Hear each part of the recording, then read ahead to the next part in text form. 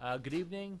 I will now call the North Andover School Committee meeting for January 12th, 2017 to order. The first order of business is the Pledge of Allegiance, and I would invite everyone in the audience to please stand and recognize the flag. I pledge allegiance to the flag of the United States of America and to the republic for which it stands, one nation, under God, indivisible, with liberty and justice for all. Thank you, everyone, for coming tonight. Just a reminder that tonight's meeting is being recorded, and I would kindly ask if everyone has any cell phones to please silence them at this time. The first order of business is public comment. If anyone in the audience has anything they want to bring forth to the board, this is the time to do so. Seeing none, our next order of business would be our student report. And Courtney is here. We missed you last week. Oh, I'm sorry to hear that. I've been seeing your old counterpart, Matt, down at Heavenly Donuts working hard, making a buck or two. Matt, yeah, he's in town. Oh, really? Yeah. Oh, my God, I haven't seen him in forever. Go down to Heavenly. He's there. All right, I'll check him out. Cole just got back from a ski thing, so he couldn't make it tonight. Also, the ski team is also having a Chipotle fundraiser on January 17th, as well as, good news for Cole. He's running for vice president of the State Student Council. Oh. And, yeah, it's awesome. He's working really hard on it. He was telling me about it. I'm just so proud of him. Also, this was the last day to sign up for Mr. North Andover, and that's pretty much it. Everyone is just getting ready for they just came back from break. They're getting ready for the 4-day vacation. And that's great. That's great.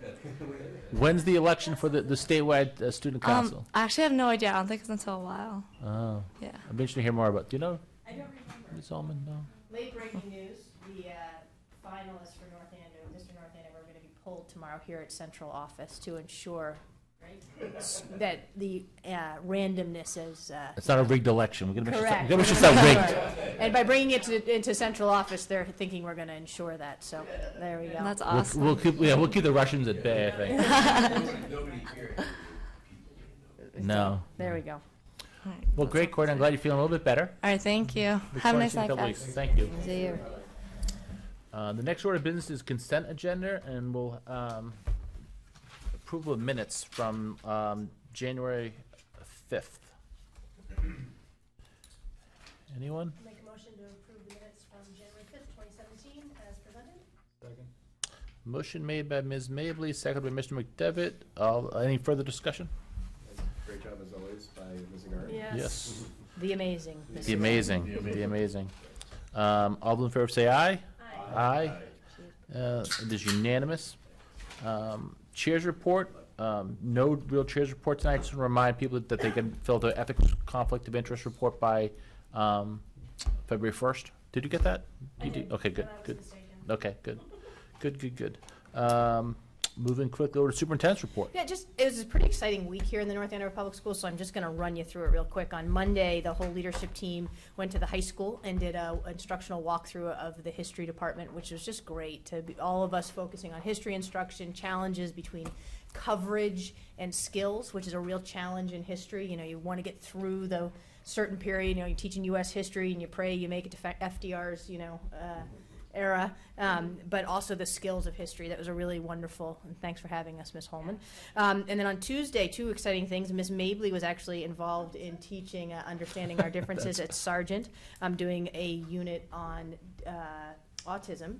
And there was another one the next day on deafness at Sargent. So just a really wonderful program that's really talking to kids about what all kids are dealing with, grappling with, and it's really getting very well received. And I appreciated that Ms. Mabley, A, was willing to volunteer, and B, did not get too upset with me when I tweeted out a picture of her. Yes, I saw that.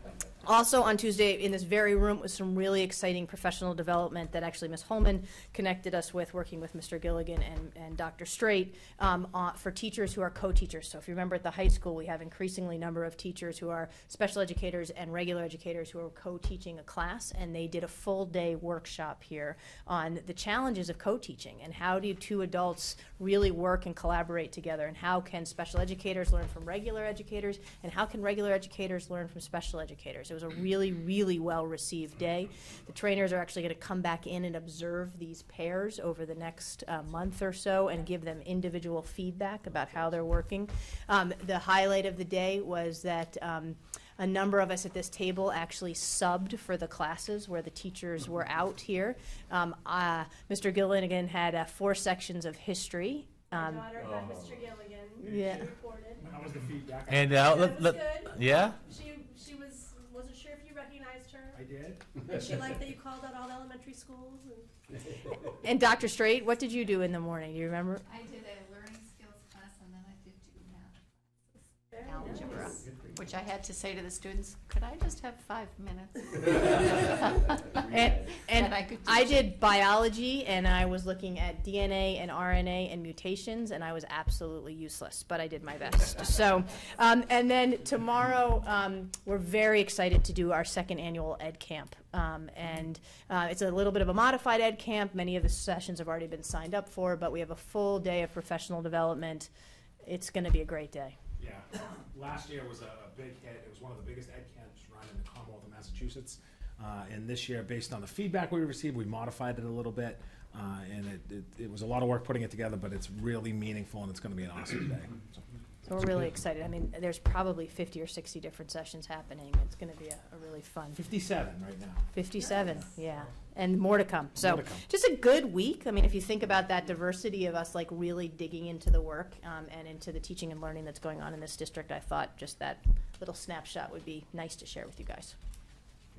And there's no school tomorrow, so And there's it's a great no- week. There's no school for students tomorrow, Oh, right. but we are going to be working hard as we professionally do. develop.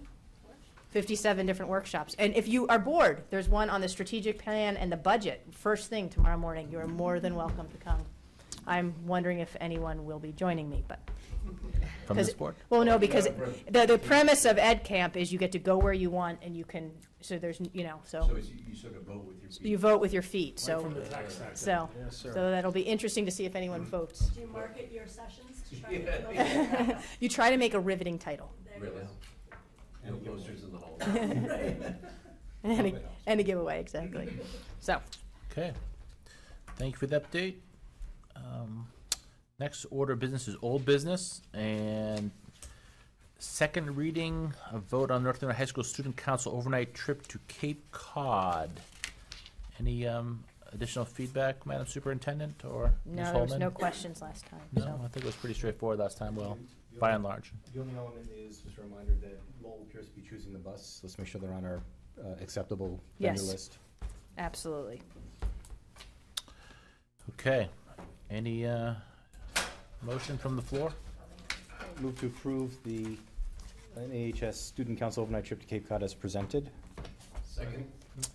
Wow, who got in there first thing? I don't know, it was a tie. Mr. Limpert Yes. is the more veteran I member think of the so. school committee, and I think Ty in goes- all Ty's things, the he veteran should member, I win. think, right. That's just my opinion as a non-voting I member. think it's a good, we should probably get that in the policies, Ms. That- Mayswood. Tie goes to the senior member. That's what I think. So motion made by Mr. Gross, seconded by Mr. Limpert to approve the high school student council overnight trip to Cape Cod. All those in favor say aye. Aye, it's unanimous. Thank you. Okay, now to the big part of the meeting is the continued discussion of the superintendent's FY18 recommended budget. Madam Superintendent. Yeah, so we're just going to kind of go through the questions that you all brought up last time. So we've prepared some work on that. I was going to go a little bit out of order because we do have our interim principal here, Ms. Holman, and so I thought we would start with the high school leadership so that she can then Sure. get on her way, if that's okay with you. But we just are trying to address the questions that you brought up and things that you had questions about. So, Ms. Holman, we gave a quick overview of the high school leadership thoughts, but if you would just kind of get people refreshed, and then we can have a conversation about it. Yeah, that'd be great. Hi, everybody. Thanks for having me here. It's great to be here. Talk about the high school. The big things are the 2 first bullets, as you can tell, and it's increased time for our coordinators to support instruction, support teachers, support content, support connection with special education. Let me talk a little bit about the process that we went through to get here. It was In our leadership team, which is all of our assistant principals, myself, the guidance director, the special education director, and the subject matter coordinators, we started a process to take a look at each position. So the assistant principals, we had a day where the smaller administrative team really looked at all of the job duties and sort of the philosophy and priorities of the assistant principal position. Then we did that for guidance director, we did that for special education director, and it was actually very helpful to spell out all of the things that those people do, and I don't mean at the total granular level, but some kind of theoretical things that they do, holding the vision and such.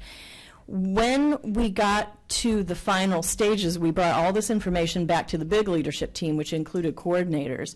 And I asked everybody to create, what we did was we created a slimmed down priorities list for leadership, folks who lead at the high school. Like, what are the key sort of things at the core and the heart of leaders at a high school like North Andover High?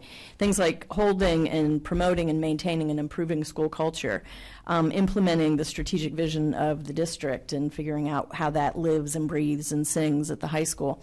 Other things were instructional support for teachers, of course, because that connects with kids learning.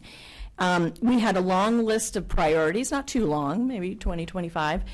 And I had everybody then choose 2 top priorities. When you look at these, what are the 2 top priorities for this day at North Andover High School that we need to press on a bit? And that day we were down a couple people, just a few, but 50, I say that because of the numbers here.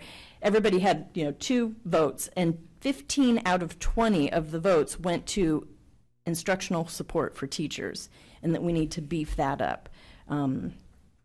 So there we established the need. So then we went into the nuts and bolts. What does that mean? So I'll start with the arts, the second bullet up there, the arts coordinator. We see, because of our great arts program, and in particular the history, recent history of the music, expansion of the music program, that there is a need for more leadership and coordination there. Currently, the arts coordinator, Sarah Durkin, she covers visual arts and performing arts. She does not have a course release, she gets a stipend. So the need is great for her to have a course release to do the curriculum coordination and facilitation work that she does, the materials and supplies and tracking all of that. And also her job is so full of coordinating music, district events, and singing, and all of those wonderful things that we see. She's quite overwhelmed by it, and I see that she's overwhelmed. She is amazing. She does everything with a smile. She works incredibly long hours. So what this would mean, it would mean a course release for her, and we would take her non-ensemble classes, piano and guitar, and we would be hiring someone to teach those. So that's what that would be. That would be the domino effect there. So that's arts. Then for the other curriculum coordinators, so world language, science, math, English, history, I think those are the big 5. We're proposing, as you can see, a 2-trimester release to be added to their existing 1-course release, so they would have 5 trimesters release where they would do their coordinator work.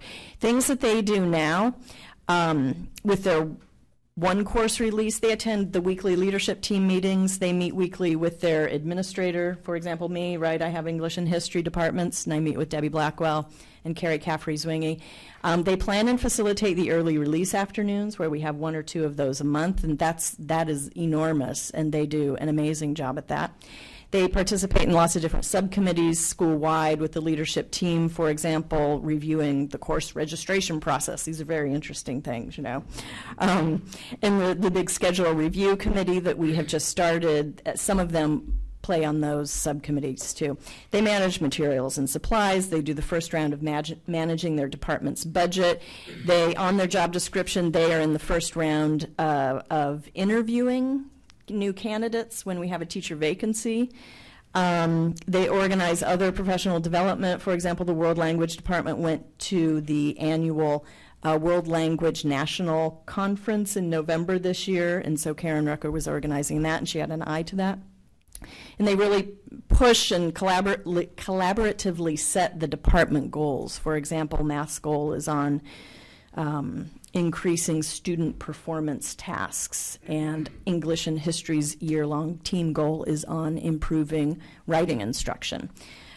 So, having said that, in this process, in these discussions that I just described, what we realized in talking about the coordinator position is that there's a gap between them sitting at the table with their teams and managing professional learning and managing looking at student work and saying, how does this relate to our goal, and is this piece of student work that someone presents really, the highest quality that we want? There's a gap. They do that, but then they said, we never see it in action in the classroom.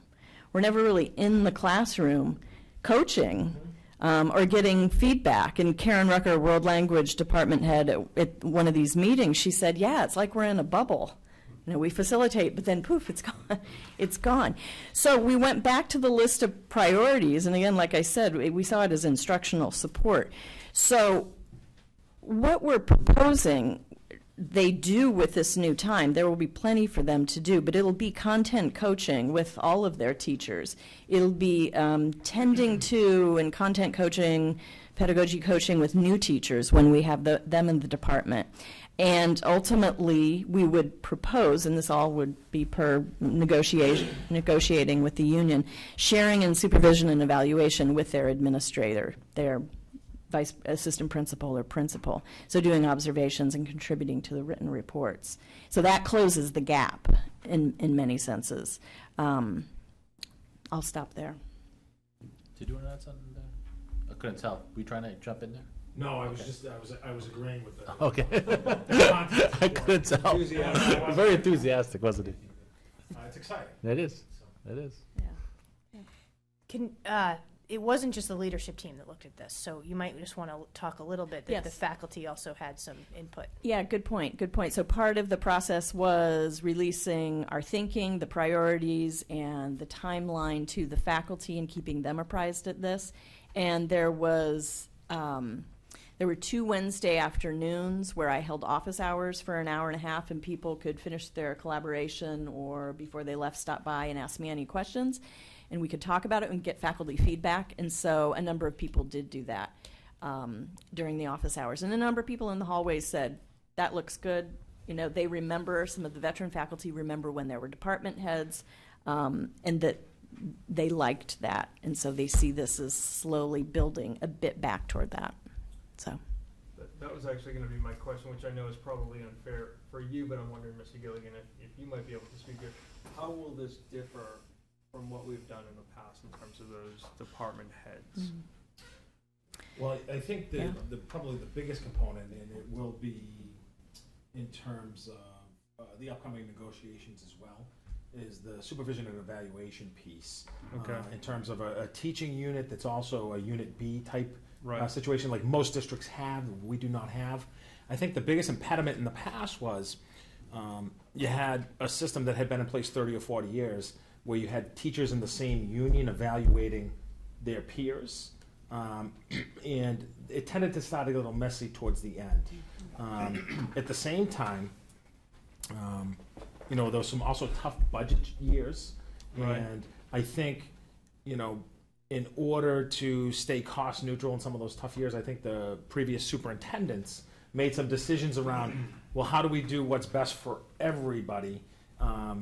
But at the same time, the high school lost a little bit. They had the facilitators of collaborative inquiry, and that's just not quite the same as an expert in Spanish who can go into a class and understand the language, or someone who's understands chemistry or the history, content, and pedagogy. So I think that I think it was a good work in the past, but at the same time, I think that in a school of almost 1,407 kids. And a staff that big, we need content support. My sort of follow-up question to that, this whole one would be, when we had department chairs previously, it wasn't really clear to me what their sort of authority and responsibility was, particularly in a sort of a management sense, not so much an academic sense. I didn't ever kind of get a clear picture from that, and you've suggested some things here in your description that might be a little bit different or better than that. So how do you see that working out? What do you see the authority and responsibility of these individuals being? Yeah, great question. The coordinators themselves talk about just this topic in the sense of all of them are just the ultimate professionals, but they talk about it in the sense of they're self-conscious about the authority piece because they are in the same unit. They are peers with these folks. And yet, sometimes they feel a responsibility, and this is what they feel self-conscious about, in terms of saying, Deb, I'm worried about this. Well, I know that they're only worried about that because they're so good and they're so in tune to all of their teachers and something needs to be addressed, but they can't address it. They don't feel right. So I hesitate a bit because I think this is where, with Jen and with Mr. Gilligan, Dr. Price, we need to work with the union and figure out exactly what that means and looks like. They don't necessarily need positional leadership to lead in that title, because they are leaders and they're collaborators and all the things you do in this day and age to lead educators.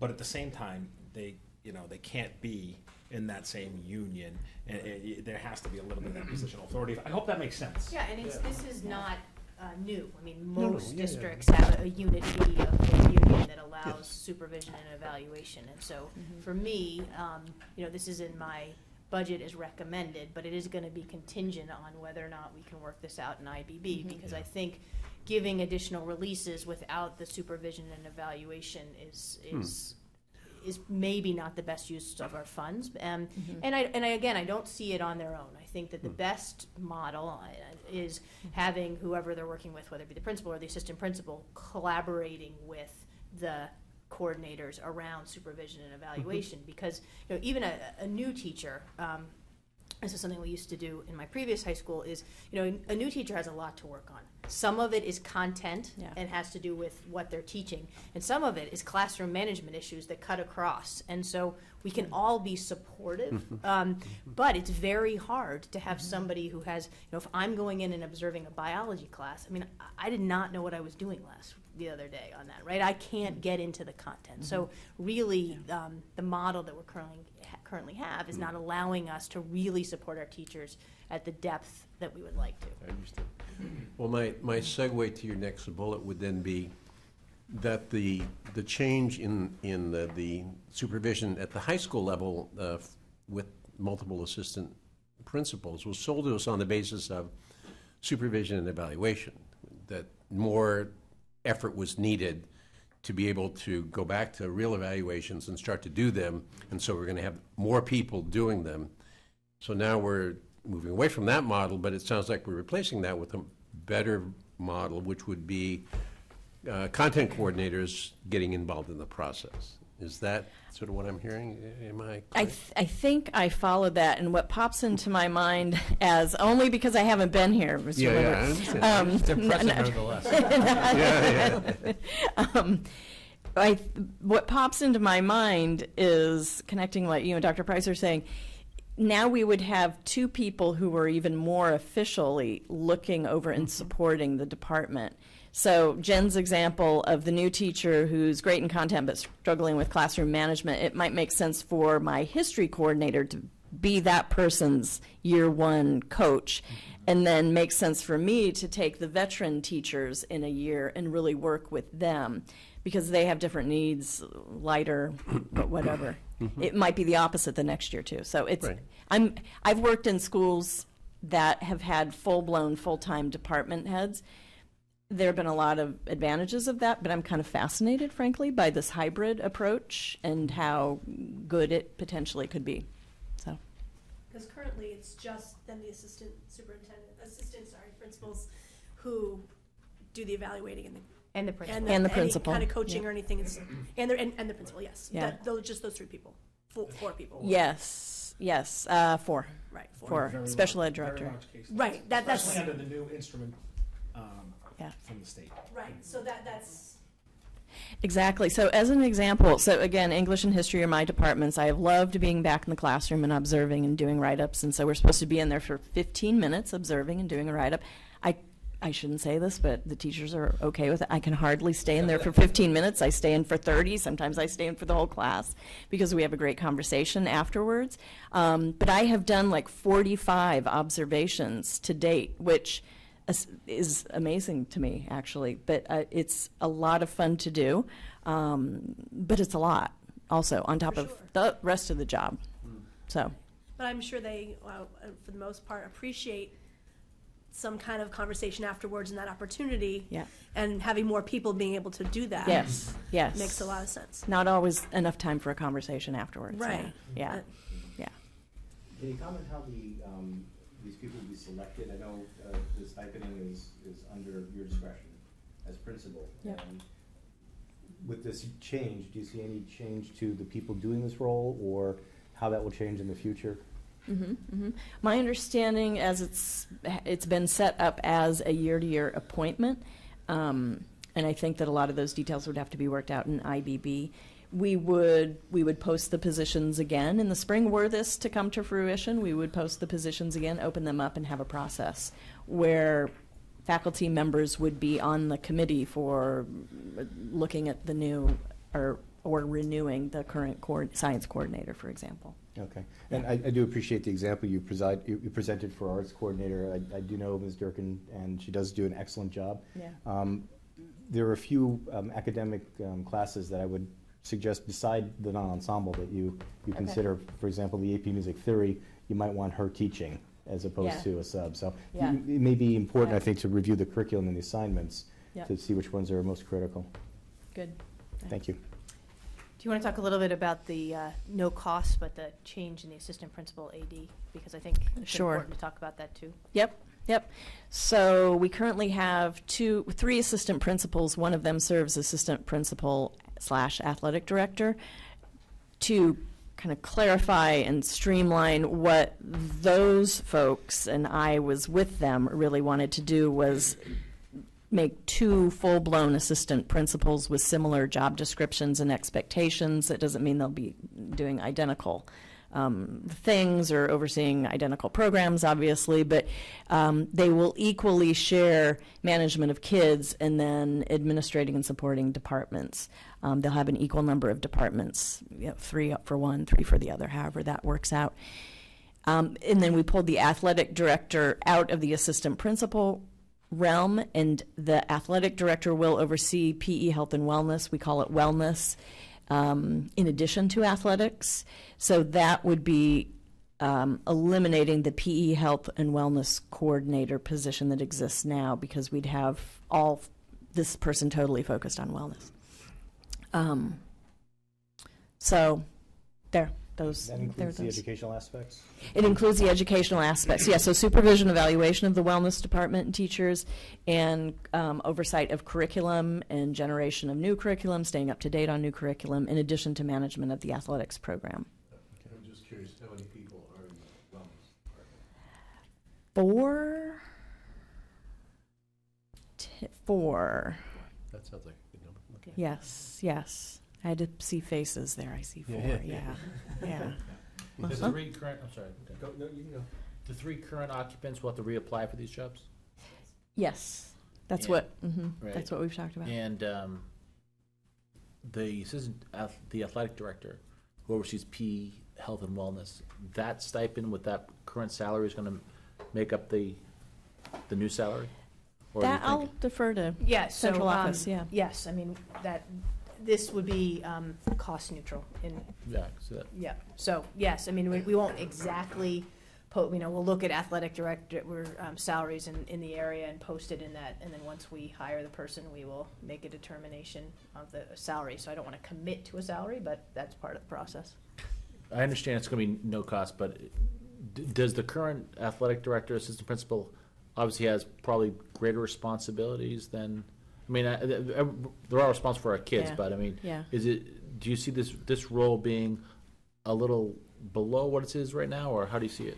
The athletic director currently supervises and evaluates wellness and also arts, so performing arts and visual arts. So the arts would pull out of his or her Right. purview.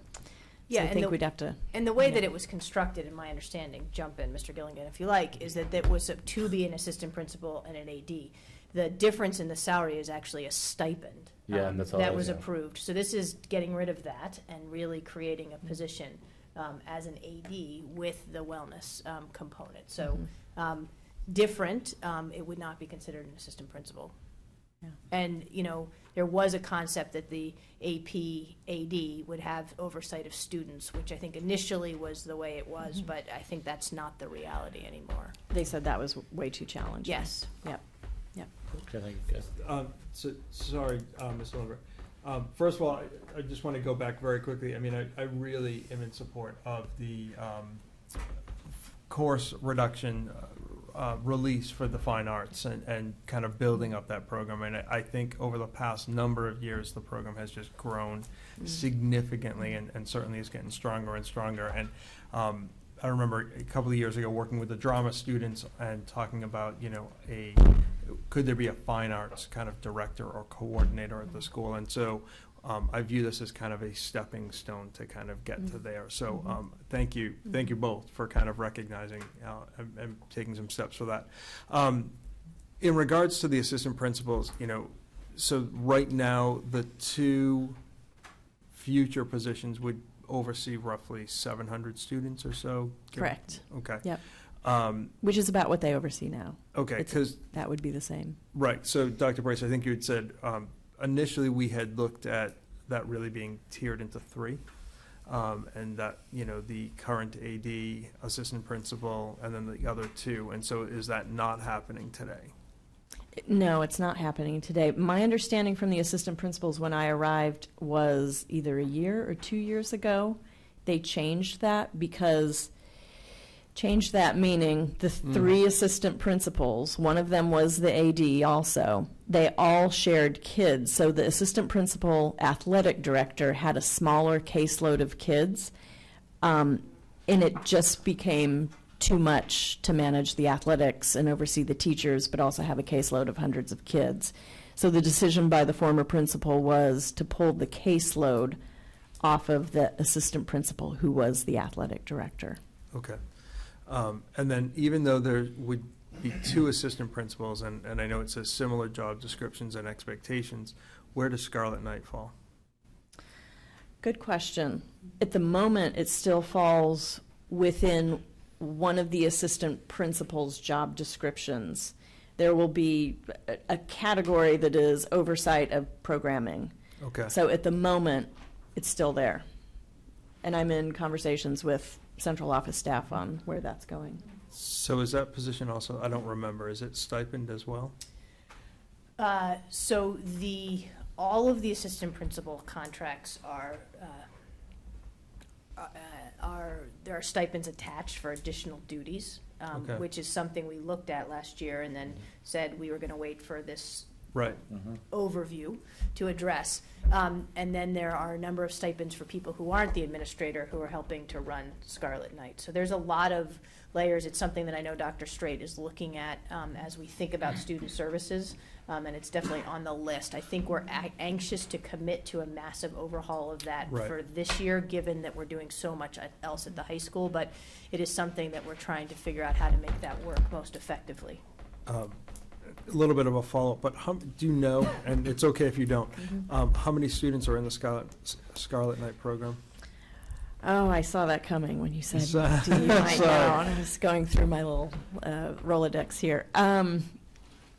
I should know that it's 30, I'm going to say 30-ish. Okay, I When was I thinking went it was up there. like under 40 was what I was Yeah. thinking, so that's Yeah, good. yeah. Even if you pulled it out of anywhere, you know, like, it was Yeah. all right anywhere. Between 35 and 45 over the years. Okay, Since Yeah. it came in 08. okay. So you're all right, that's great. I mean, I just think that that's such an important program Yeah. that we offer to the school and to the Oh, of community. course.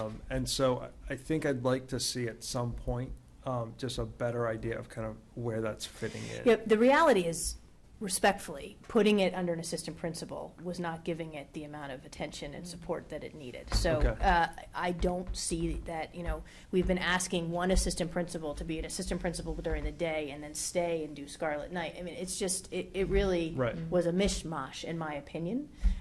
We've talked, and we are happy to do that, but at this time, I don't think we can commit on, the other challenge is, there really needs to be more special education support in Scarlet Night. Right. It's not giving the level of special education support that it needs, and frankly, we should be Okay. providing. So the question becomes, do we bring that under student services and create a position there? There's a lot of conversations to be had about that. It's just on the list. It just hasn't Okay. been, hasn't risen to the That's fair. top. But the way the conversation's gone so far, is it sounds like there might be an issue about having some supervision in the building or not in the building, right? I mean, if it's here in central office and not in the building, what's the impact of that versus the way it's been done in the past, which is supervision in the building? And maybe that's just, the model will evolve and it won't be the I case. think that's the case. The model will evolve, so what we really want to do is an analysis of the students who have been attending, what their needs are, what are maybe some needs that we could support in a more appropriate or better fashion for those students. So all of those pieces need to be played out before we make that final decision. To be really clear, I think if you're wondering if Scarlet Night Academy is going away or anything. No, I don't think it is. I'm just trying to It figure out how it services- fits in. Yeah, it services It's a tremendous it's a critical need, for us. absolutely. And there was a question whether they need to be increased, right, or exposed to, or offered to other communities. Well, that's, yes. So I share this with But I'm also just a little concerned about hands-on supervision, right? Yeah. Having people there, sort of on the ground, watching what's going on all the time. That I think is important too, so. Yeah, Just point that. well taken. So I have a question regarding the no-cost statement. Are we rolling current stipends into that no-cost? And is that potentially going to give us an interesting opportunity and challenge as we go into IBB for stipends for next contract? So these are administrative contracts, so that has nothing to do with the IBB. But some of these resources are in the The A top- group Yeah, that so. will no longer be eligible. The stipends in there or not? Yeah, so the answer is, trying to be very careful here, is there are stipends available. We understand that if we create a Unit B, there will need to be a difference in compensation. So we did not put the stipends in as a savings, understanding that most Okay. likely as part of IBB, we will have to bring those funds in to create the Unit B. Thank you. Okay. Okay, on the side. Yes. Okay. Thank you very Thank you, much. Ms. Holman. Yeah, thank you. Thank you. Thank Nice you. to see Very you. helpful. Nice to Thank see you you. guys. Yeah, my pleasure. Thanks for being with us. Absolutely. Anytime. I knew you could explain it much better than any of the rest of us. Good. Good process. All right, thank you. Mr. Mealy? So the other categories that we had requests for additional information on included ISS, technology, school allocations, reading, some visuals, pie charts for how this budget broke out, and then elementary class size. So as an explanation of how we allocate funds for ISS, and for those who are wondering, that's instructional support staff, otherwise known as substitutes. Which also includes, if you recall, a few years ago, we included in the teaching assistant contract that if they substitute, which often is a better alternative than a substitute from outside, they get additional money for that day. And so it comes from the same source as our substitute funding. So what we do, and we did this last year as a leadership team, we identified for each school what we termed essential staff. And how many essential staff per school, and then as a leadership team decided that the high school needs and the preschool needs are somewhat different than the other schools, so their per essential staff allocation is a little bit lower than the other schools, and you can see what those are in that column. And then we just simply multiply that number by the number of essential staff, and essential staff is basically, if they're out, they need to have somebody come in to replace them. And a little pushback on that language, just to let you know that the superintendent and assistant superintendents are not essential staff. The principal is not essential staff. So We know that. right, it's important to know. So it became a little bit of a value judgment, but it was really important for us to say, who do we sub for and who do we not sub for? Because we were in a situation where some teachers, some schools were subbing for a category of folks and others weren't, and we wanted to have some consistency around that and try to talk about containing costs. Although I would say if you're out, I'm sure Mr. Teresa or myself would come in and sit in your office for a while and see what happens, right? No. No. It's gonna be a violation of something. It's in your contract. Good judgment, if Wouldn't be nothing the else, first right? Frankly, when I'm out, Miss Zagari's quite happy. Yeah, so. yeah, that's right. She can do So just basically, fine without essential you. staff you sub for, that's Yeah. that's Exactly. use up for. Right. And the other thing we did last year was pull out funding for professional development so that principals would have the ability to cover if their staff was going to professional development, and also for what we termed temporary teaching assistants. So that time between where we identify the need for an additional TA and it's approved by the school committee, they need a way to have somebody there in the meantime. So we wanted to make sure funding was available for that.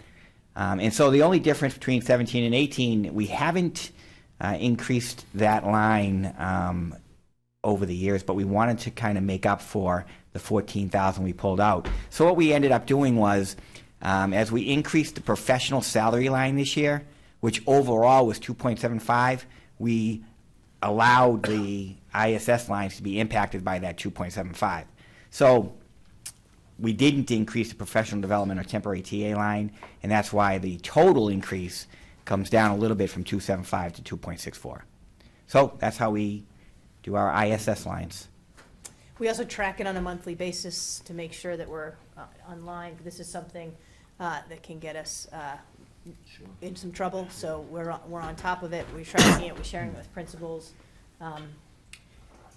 This is all short-term, right? This is all, and I was just going to say, Yes. the other big line item is long-term subs, Right. which has a line all its own, and usually is about $330,000 per year, and that's for coverage, obviously, for a teacher who is out for an extended amount of time. And how is And how- they're covered by professional themselves, who's going to come in and do the teaching. And is that sort of a historical estimate that you That's the use? number it's been, Yeah. yes. what's the just number? a- Is it 350? 330. 330? Yeah, and we bumped that up a little bit to 339 for this year. Just a question, why is the allocation lower for the high school than for everybody else? So if you think about a teacher at a high school teaches 4 subjects, a substitute can cover 5. So they actually can cover more than a teacher. So when a sub comes in, they just need a lunch, so they don't need a prep period, so they can cover 5. So you get a little bit more bang for your buck at the high school level. Makes sense. You still thinking that one over? You get more and you pay less. No, that's what I'm saying. So Like you don't Walmart. have to pay it. So if you have a teacher out, if you have 4 teachers out, if you have 5 teachers out, you only need to hire 4 subs. Yeah, just think of it as using a lower factor Yeah, okay. Yeah. to multiply by the essential staff. Okay. And the Where- 17, I'm sorry, Mr. Well, so everybody else is 1-to-1 then? Yeah. That- Well, Yeah, it's- yeah. And at the high school, as people will tell you, have kids at the high school, sometimes they combine classes, and I mean, they're not always one-to-one. Yeah. No, It's no. very different than a I second understand. grade class where you need somebody in that room. Yes. And the trends for the ISS requirements, they're pretty flat. Are we seeing an increase or decrease?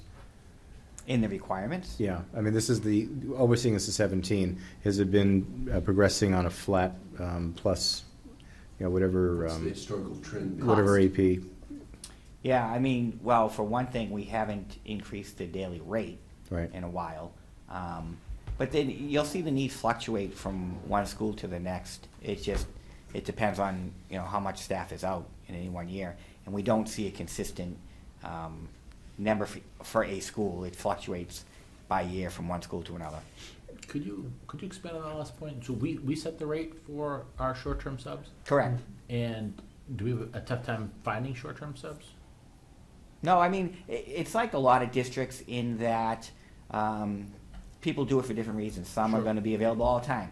and some are just doing it because they're in between jobs, and sometimes we don't even get them. They go through the whole process, and then they do find a job, and we never even see them in the classroom.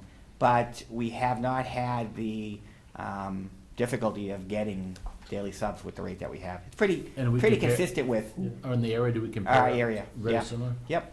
And it- that process? The principals are the ones that, we have what we call an ISS coordinator at each school that is designated by the principal, who will call, get the calls of who's not gonna be in and make the calls for the people to come. But I mean, and they keep a list of names that they would Yes. call. Correct. Right. Interesting. Yeah, Well, and what they'd have to come through our HR department in order to Right, be an right. But employee. once somebody has gotten on the list, Then yes. because we used to use We used to use like a service. somebody who would be, we used to use a service, and then we also used to hire people for number of days, but Yeah. we've gotten away from that as well. Okay. In order to answer your question, Mr. Gross, the year before I came, this part of the subline was a real problem. The year that we struggled to kind of be within the budget before the sped contingency fund. So one thing that we did try to do last year was this whole idea of essential staff and create consistency. We were able to hold this line in a little bit better check last year because of that work. So our hope is to hold it into check, and we do report it out. So far this year, we're feeling like we are in check. The challenge just is, you're anxious to say that in January, and everyone gets hit by the flu, and then we kind of. And how much fluctuation is there in the long-term subline, or has there been in the last few years? Yeah, we had one year, and it can depend on a lot of factors, but we had one year where it really jumped up by like $100,000. But for the most part, it's been right around that 330 Interesting. mark. Yep. Interesting. Okay. Thank you. So, technology detail. I think the big difference here, and what Mike Grant has done for us, is just highlight the descriptions, the account descriptions, and what's the difference between 17 and 18. The only reason there's an increase is the 2% salary increases, and then he's reallocated funds a little bit differently. We finish up our last year of our lease payment that we had done, and we've had those discussions that it helped because it got us a large influx of computers, but it wasn't our preference, and since then we've been able to purchase, especially with our move to the Chromebooks, which get us 4 for what we used to pay for 1. So that's really helped, and so that drops off this year, and those funds get reallocated. You can see some of them go to the high school projector replacement project we talked about. Some go to staff computer replacement, increases that by $10,000, and then student computers. You can see we're getting 500 additional Chromebooks, but we're also getting some refurbishing some labs with some new desktop units. And then the other items are pretty much the same as they have been in the past. So those are the big differences in technology. You know I'm going to ask. Go ahead. Sorry. So I see some software license, Aruba support jumped up, and we have a new OpenDNS. What is that replacing? That I'll have to ask Mike. Okay. Yep. I can get that information for Okay. Because haven't we just renewed a bunch of switches and routers and stuff? you. Mm-hmm. Yeah. Yes. So my guess is, Well, let's find out. I mean, if Yeah. we're changing No, to an outsourced DNS service, then what is that going to save Yes, us? I'll get the Yeah, answer. Thank you. Yep. Okay. Thank you. Good. Okay, on to school allocations, and this is how we do this one. We break it out, and again, this is as a leadership team working together last year. We decided on fixed costs, and those only occur right now at the high school and middle school. Those are basically the annual events that take place at those two, graduations, awards, things like that. So those are automatically funded, and then the rest of the pool of funds, we're calling it discretionary. Those are the school allocations, and they are things like textbooks and supplies and materials and activities and other things that go on at each school. And so each year, the principal is going to decide where those funds are going to be needed, whether it's in the math department, or science department, or textbooks or other different materials. And what we decided to do was to do it as a per student amount. And so if you took the total enrollment and divided the total dollars, that would mean we'd have, in this model, $140. Last year, it was $150 per student. And then multiply that by each school's enrollment at a particular time. We decided that June was the time we would use to do our allocations, number of students at the school at that time. And so it's just a simple multiplication, and you can see how it would come out at each school. And then the principal, like I said, has the discretion within the lines to move the money and where it's needed. And we are hoping that the curriculum fund will be able to take some of the pressure off of this money, because this has really been the place where the curriculum funding has been, which has led to the different resources at different schools, different approaches. So we're hoping by using a more centralized curriculum fund, we can alleviate some of the pressure so that principals have a little more discretion about how these funds are spent. So when the principals say, I have a budget that I can take from, they're talking about this. This is the one. Right. Yep. This is it. And it's everything from paper Right. to furniture to, it's everything. If the principals use this money for technology, is that coordinated with the technology director? It is. Oh, yeah. Exactly. But they can use this money. They for can, right. technology. So for instance, Joan would have, from the middle school, would have a conversation with Mike, and he has already spent all of his funds, and she says, we really could use one more cart. And she had the money that year, and so. She did it just a few weeks ago. Exactly. That's why I came up with that example. So what else, sorry. I was just gonna say the same thing happened at Thompson PTO. Had trouble making enough money for, and Mr. Raymond came up with out of this, so we'll help kick toward that. So, Brian. So what else is in the high school fix besides graduation? Awards that they have. Transportation, there's, and I'm trying to think, there's one more item. Okay. But yeah. Yeah, because graduation is only 13K, right? Correct. Yeah. Yeah, it's usually between 13 and 15 it ends up. Okay. Okay, thank you. Yep. Anything else? Thank you, No, Jim. I'm sorry, Dave. the only, I mean, I was looking at this and just thinking, I always think of Franklin and Sargent, being relatively comparable from a number perspective. And I was like, wow, that's a pretty big difference. But it's, oddly enough, it's like 85 students. Right, so it's not. So, but it jumped up quick.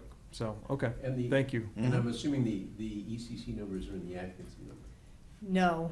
No. So, the ECC numbers often flop because it is considered Parents all fired up in the it is a special education program right Okay. now. A lot of it falls under student services. Okay. Obviously, that's gonna have to change as we move forward with our pre-KK. And then the tuition-based piece. Yes, and so Right. it's a little, we have not,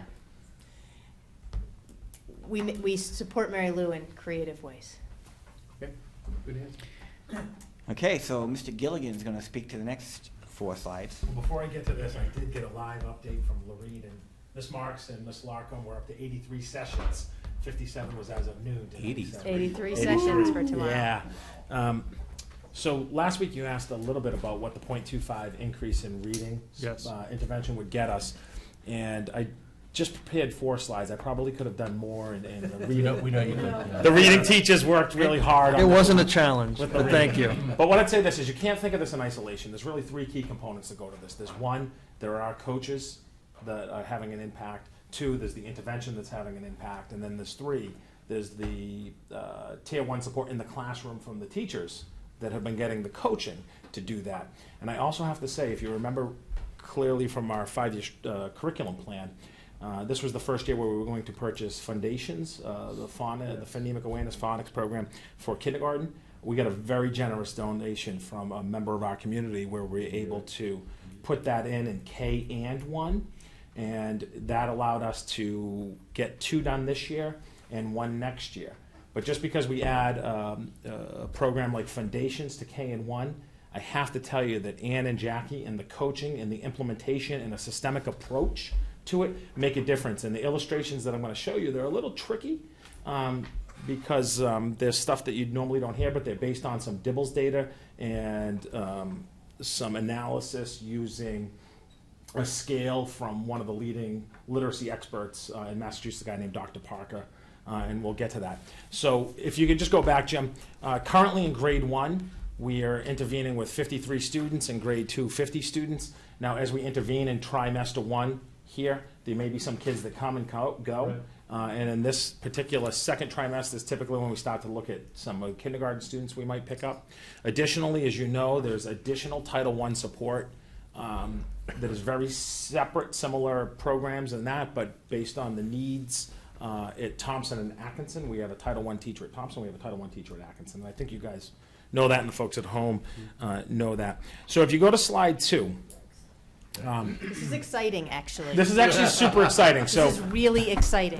It gets me excited. So if you just follow along, I'll explain. So this is the first graders, and this represents the 53 first graders that we picked up. And we picked up the first graders based on their correct letter sounds and scores. This is the first step you need in order to learn how to read. Curriculum and instruction improvements would be the implementation of foundations this year in grade 1 classrooms. The double dose during pull-out intervention. Foundations provides the common language and understanding for things such as keywords. Students are coming to intervention already having exposure to phonetic concepts being taught in the classroom through the systemic approach of foundations, and the same language and strategies then are being used in the intervention block for the students being intervened with by the reading interventionists, which provides the needed repetition and reinforcement of those concepts. So there's 2 scales here that I wanted you guys to look at tonight, and these are based on, and they're different for first and second grade. So you'll see a different number in first and second grade that relates to expected weekly growth rates for critical early literacy rates. And like I said, this was developed by Dr. Parker and Ideal Consulting Services, and it's used widely all over the Commonwealth and beyond. So typically, a realistic growth rate, which you'll see in the green, is what one would expect for students with regular intervention. And that would be 0.9 or higher growth of gains of 0.9 or more correct letter sounds per week. And you know how we know this? Because we have not done the mid-year dibbles that we do with all students, because this is all based on dibble testing. But for the students that we pick up, we do progress monitoring, where we're monitoring them weekly. And that's why we have this information on them. The second component is what we call ambitious gains, and that's really exciting. So 96.5% of students are making ambitious gains of 1.2 or more correct letter sounds per week. So we have 94 making realistic, over 94%, and then 86.5. I need these glasses, making the ambitious gains. And just to remind us, these are the 53 kids who needed the support. So this is exciting. That's why I'm excited. So this is exciting, but it also shows you, because I think one of the questions last week, and I want to tie this into something else. So it's not just the 0.25. It's also one of the questions someone said, so what would a math coach do? How would we replicate that? And I think this is really key evidence that if we don't have these content experts to continue to assist us, because we're lean in implementation systemically, professionally, and consistently, there's a difference. So if we could go then to the next slide, please. I'm sorry, can you back up a second? Yeah. Because I understand the conclusions you're getting to here, but could you just explain what are the X and Y part? What's AFK? Okay. So the bottom is just students. So we just give every kid a letter. Every kid is, that's A, B, 53 C. students on the bottom. So rather than using a kid's name, Oh we yeah, say A. yeah. And on the left is the growth per week with the intervention. So that means these 53 kids are seeing the interventions, seeing the interventionists, and the growth. So each bar means a kid. Yes. Yes. Okay. Yep. And when you read the star in yellow and the green bottom part about the realistic and the ambitious, that's based on the progress monitoring of these kids. And this is the biggest predictor of a subset of dibbles, the growth per week with the intervention, based on the correct letter sounds growth.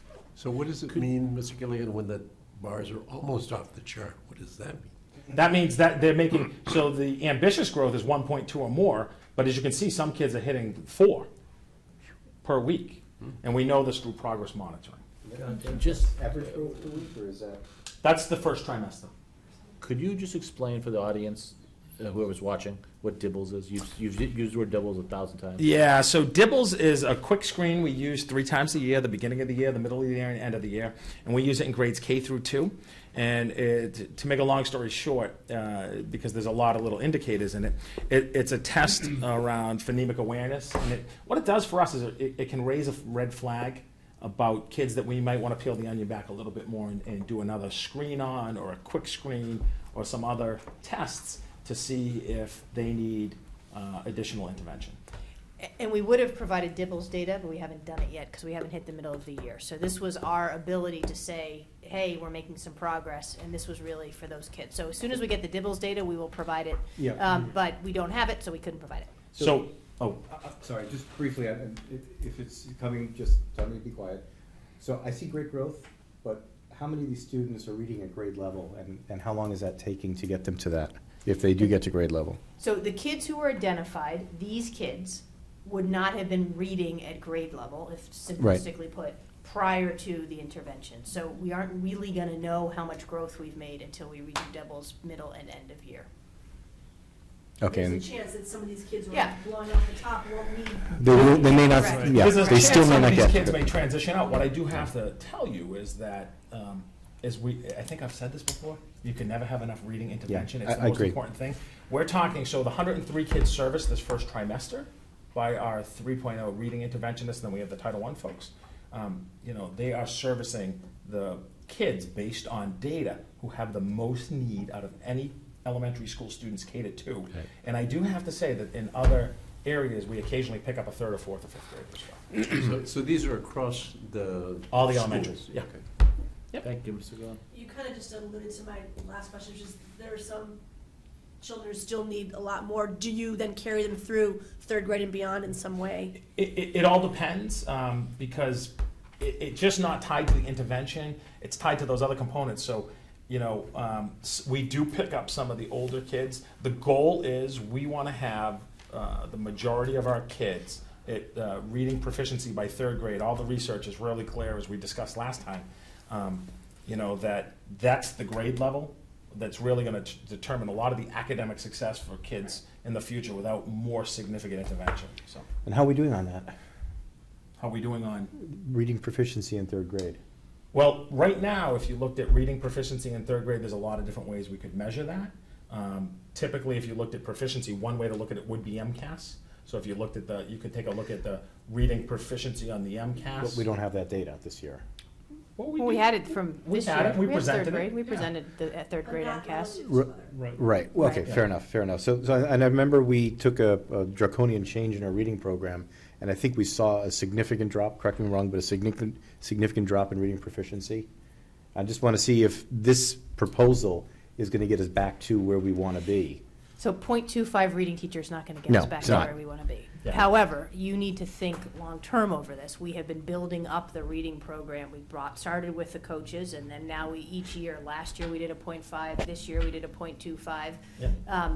Yeah. We could do 5.0 reading teachers, but we have a 4% budget increase. Right. But let's be really clear. Overall, we're talking about the kids. These 103 kids are the kids who are struggling the Yes. most. I think it's a little different when you're talking about the whole aggregate of all the total of kids. And when we did implement Reading Street years ago, there was an implementation dip. Yeah. And then it fluctuated depending on school. There's some Yeah, real yeah. successes, and there were some other places, especially with high ELL populations and other things, that struggled. So, Okay. but Okay. I really want to get to the second slide. Can I just have one last question, just following up on that? I know. Yeah. So, could you tell, out of all the 3rd graders we have in the school system, do you know which ones aren't reading to proficient level? I mean, We know who the struggling readers are. And can you ballpark that number? I can't off the No. top of my head. I mean, Okay. I'd have to take a look. I can tell you right now that these are the 103 that have the most need Right. going in K to 2. But if I recall, the last statistic we saw, this was a few years ago, it was less than 75% were at grade level at the end of the year. That seems Does low. that sound familiar? Now, No, that seems low. typically you want to be able to get kids at 80% or Yeah. better proficiency, but there's a whole lot of ways to judge that. Yeah. So what you were looking at was Reading Street benchmark testing that Beth Right. Klein would come in years back, and different folks. building the systemic measurement and the consistency and the implementation of foundations and the documentation of DIBELs and those types of things are gonna give us much clearer data on where kids are at. Yeah, so this is a very important metric, obviously, right? Because it impacts the student for a very long time, and I would hope that we could get a meaningful KPI that's consistent, and we could be fine tuning what we do, how we invest, and how we staff this area, so that we can really start driving this in a useful way. And I appreciate there are many ways to measure it. We have to figure out which one we want to use, so that we can see if we're making an impactful change. Yeah, fair point, but I think that when you see the reading folks come in with the aggregate data like they did last year, it's really clear about where we're at in some of these reading benchmarks. So, but I'm just talking about intervention tonight, so. Yep, okay, sorry, fair I enough, didn't know fair that enough. off the top of my head. Now, this is the really exciting piece, so you go to the second part. So when you look at second grade, so these are students, if you recall, that was the year in kindergarten, there was no reading interventionists. So we didn't have reading intervention. And right now, Foundations is not in place because right now it's K-1, as I mentioned from the outset. So this group didn't have intervention in K, and general ed teachers in this level right now are not using Foundations this year. And it may have been used in the smatterings in grade 1 last year because we had Foundations years back as a component of intervention. But it was not necessarily a systemic approach. So in the second grade for these struggling students, they're making gains, but they're not making the gains that we see with the systemic approach. But the y-axis is a different. Different so the case. y-axis goes up to 4 in the first, and the y-axis goes up to 7.5 in here. So I don't want us to just look at the difference. And this is also words per minute as opposed Yes. to It's a initial different- letter frequency. Correct. Right, Different because- skills in grade. Because frankly, they're two different grades in what's age appropriate, and this is more the age appropriate piece for the second. Okay. So right now we have 56% of the students making ambitious gains of 2 or more words per week, and 78% of making realistic gains of 1.5 words per week. So what I can say though is, we're thrilled as every year we bring in Jackie and Ann, and we can look at reading through just about any type of measurement. The MCAS, I think as Jen mentioned, Dr. Price, is a little tricky this year, only because of 28% of districts took it. And one of the things you saw in third grade across the state, and I think this is what you were referring to, Brian, across the state of the 28%, the third grade scores have been sky high, and even in North Andover, they've been super high compared to most grades for years. And then across the state this year, you saw third grade like. Yeah, I hear you, and that's one of the reasons why I personally don't believe MCAS is a reliable key performance indicator, but we clearly have insights into what may be. So it would be very helpful to continue to monitor that and use that as a high watermark to, is the implementation that we're doing fast enough? Do we need to focus more on it? And I absolutely agree with you, Dr. Price. I don't think a quarter of reading teacher is really what we need to get 100% of students reading at third grade level. But I at will third grade. say, Mr. Gross, the amount of data that is being used to allocate our resources, I've never seen in another district. So, what we are doing is testing these kids at the beginning of the year, allocating our resources based on need. We are not staffing 1.0 at this school. It doesn't matter if you have the kids who need it or don't.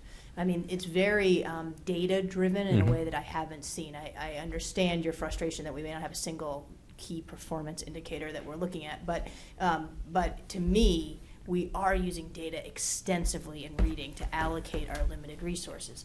I think all of us would say, I mean, this, and I know it wasn't a decision people took lightly nor easily, but the district made the decision to get rid of reading support.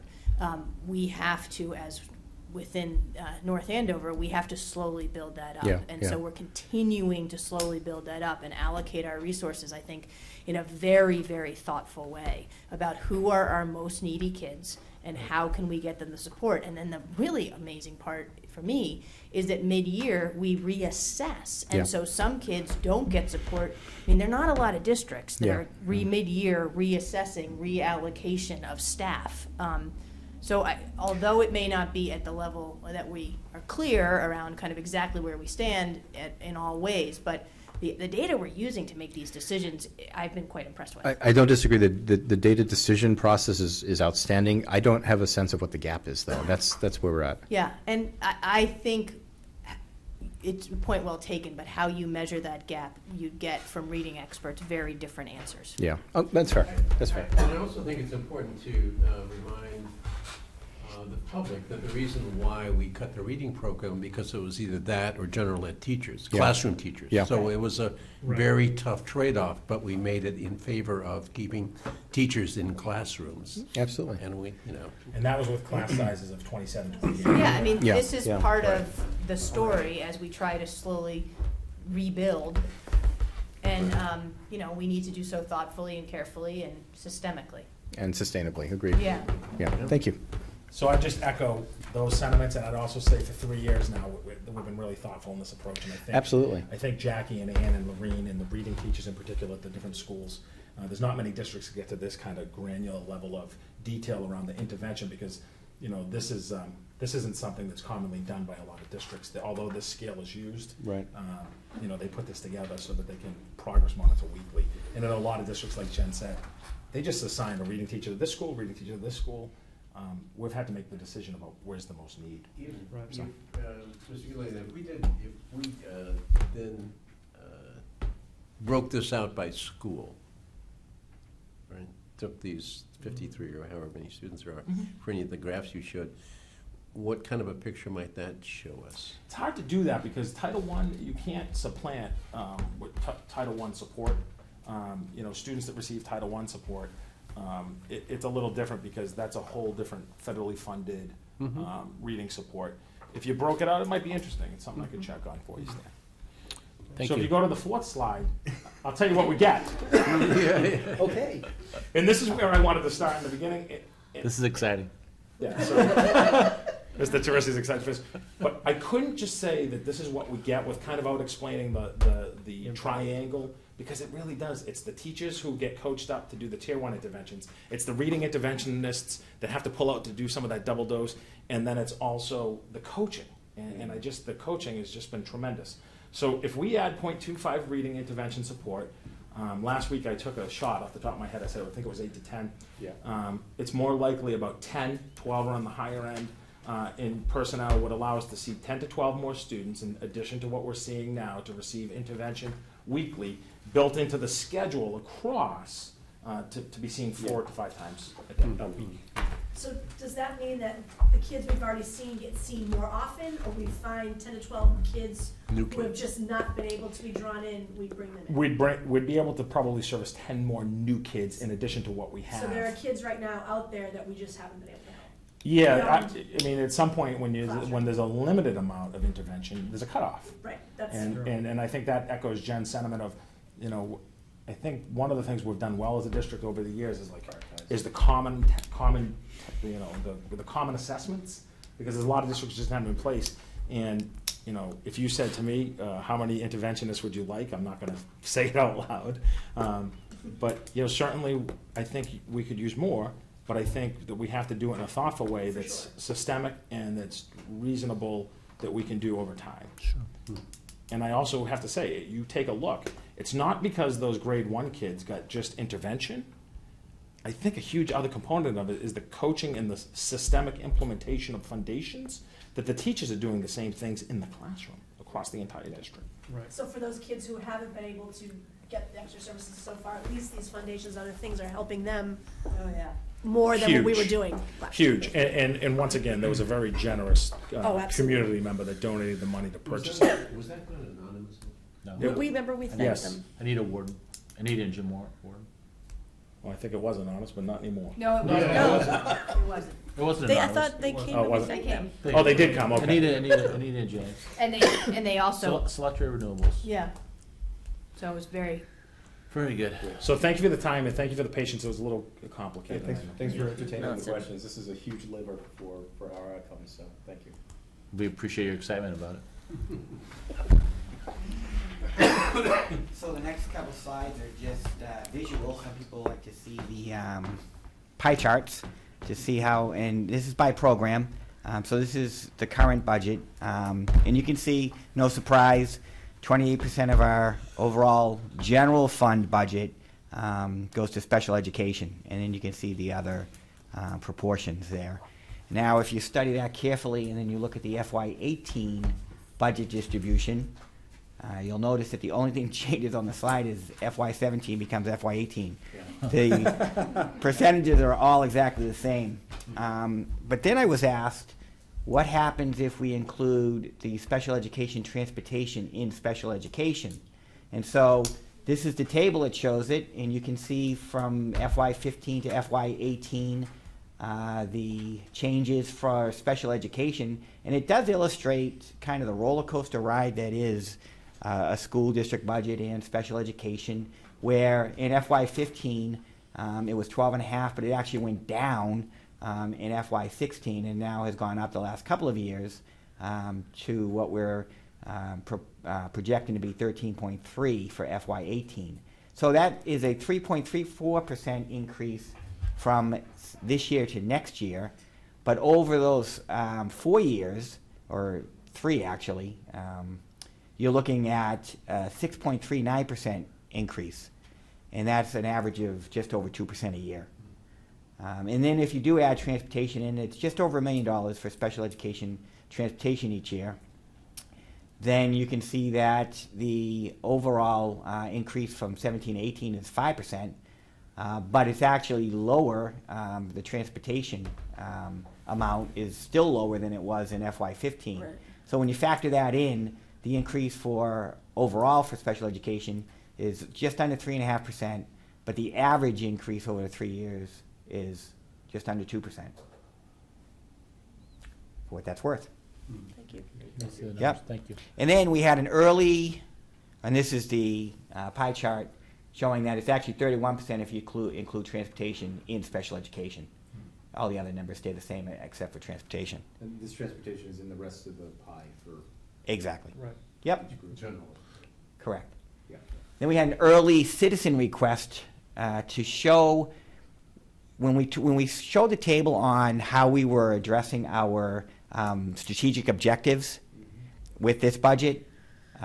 So this shows that in a pie chart form, and what I did is I included not only the new funds of $451,000, but any repurposed funds, any monies being reallocated. So for instance, if you look at all students, that includes the 2 elementary teacher positions, it includes the grant funding that we have to add back in, and it includes if we reallocate funds for the SEL administrator. And then the consistent and rigorous curriculum, that includes the, and I have my list here. It includes the Medicaid. Medicaid is the big one. That's I why used it's so big. $250,000 for that one. The model classroom and the math coach. And then the professional practice, that includes the payroll and accounts payable person and the high school leadership position. But the Medicaid number is not in our current budget. No, it's just showing funding that's going towards our strategic objectives. Yeah, no, Correct. Yep. And then this is the look at our elementary enrollment by school and grade. This is kind of a clean look, but it just leads into the next slide, which Mr. Gilligan's going to speak to regarding class size. One of the questions last week was, Dr. Price alluded to, some of these positions that we're trying to put in the budget as we prepare to turn the key on a kindergarten building in September of 2018. And as a result, we've been putting teacher positions in the budget like last year. There was a teacher position in the budget that we're holding, but we used it as a one-time fund of $55,000 to purchase the necessary Lucy Calkins materials that we needed for writing. This year, as we go forward, we're looking at potentially putting in those other positions, as mentioned last week, so that we could hold them. So, you could do something like a furniture purchase, or you could do something, along those lines. But more importantly, we've got some real pressure points that are one-year problems. So let me give you a good example. Atkinson School. We had a move in this week in 4th grade, and we had a move in at Thompson in 4th grade. And the only place we could provide transportation from with a bus is either to Thompson or Atkinson, based on where the student lived. They're at 26.67, and half of those students are determined by the Commonwealth of the DESE as high-need students. We know that number is high.